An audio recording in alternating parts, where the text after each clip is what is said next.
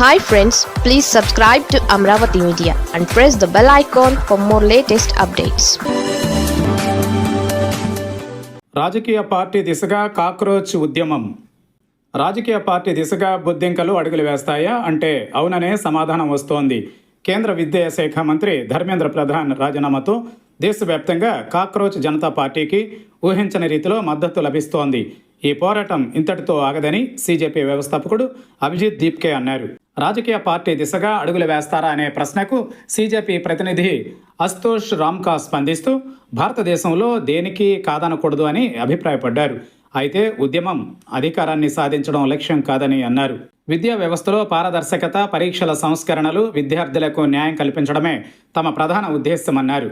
ప్రస్తుతం భారత్లోని 750-800 రాజకీయ పార్టీలు యువత ఆకాంక్షలకు తగ్గట్టు పనిచేయడం లేదని సీజేపీ ప్రతినిధుల అభిప్రాయం. ఇంతవరకు సీజేపీ ఉద్యమం దేశ రాజధానికి పరిమితమైంది. అలాగే కొన్ని రాష్ట్రాల రాజధానులు, పట్టణాలు, నగరాలలో కనిపించింది.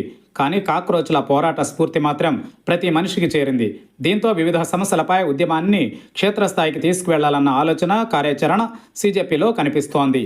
మరీ ముఖ్యంగా మోదీ సర్కార్ తలలోంచి విద్యాశాఖ మంత్రితో రాజీనామా చేయించడం అతిపెద్ద విజయంగా కేవలం బొద్దింకలే కాదు, యావత్ దేశ ప్రజానికం నమ్ముతోంది. ఈ విజయం ఇచ్చిన స్ఫూర్తితో మరిన్ని కీలక సంస్కరణలు చేపట్టేలా పెద్ద ఎత్తున ఉద్యమాన్ని చేపట్టే దిశగా కాక్రోచ్లు అడుగులు వేయనున్నారు. ఈ పరిణామాలన్నీ కలిసి రానున్న రోజులలో ఒక రాజకీయ పార్టీగా సీజేపీ అవతరించినా ఆశ్చర్యపోవలసిన పనిలేదు. తామే పాలకులుగా మారితే విద్య, వైద్యం, అలాగే పరీక్షలకు సంబంధించి సంస్కరణలు తీసుకురావచ్చనే ఆలోచన సీజేపీ ప్రతినిధుల మాటల్లో కనిపిస్తోంది.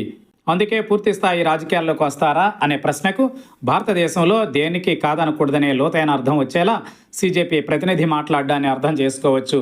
ప్రస్తుతం భారతదేశ వ్యాప్తంగా రాజకీయ, ఎగ్జిక్యూటివ్, మీడియా, న్యాయ వ్యవస్థల తీరుపై ప్రజానీకం ఆగ్రహంగా ఉంది.